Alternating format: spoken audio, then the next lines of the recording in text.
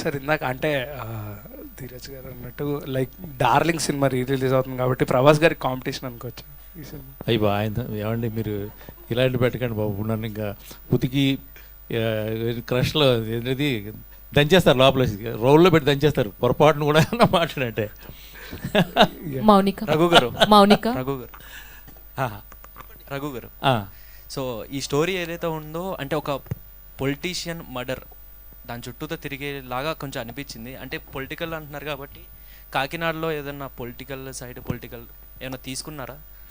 తను Murder mystery చూసిన కొన్ని సంఘటనల్ని సినిమాకి బేస్ లైన్గా తీసుకున్నాడు అంతే. మొత్తం అంటే ఎవరిదో బయోపిక్ కాదు, అలాంటి కథ ఏం కాదు ఇది. బట్ అంటే ఒక టైంలో అక్కడ ఆయిల్ మాఫియా అలాంటిది ఒకటి జరిగింది కాకినాడ కోనసీమ పరిసర ప్రాంతాల్లో 15 సంవత్సరాల క్రితం.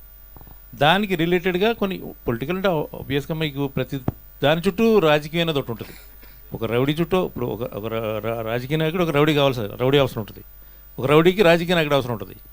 అలాంటి కాన్ఫ్లిక్ట్లో నడిచే ఒక స్టోరీ ఇది. సో రెండు ఉంటాయి, మొత్తం రాజకీయం రౌడీజం రెండు ఉంటాయి అండి సినిమాలో. చైతన్య మౌనిక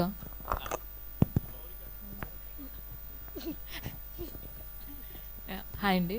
సో టీనా వాళ్ళ లవ్ స్టోరీ ఈ సినిమాలో వాళ్ళ లవ్ స్టోరీ ఒక కూల్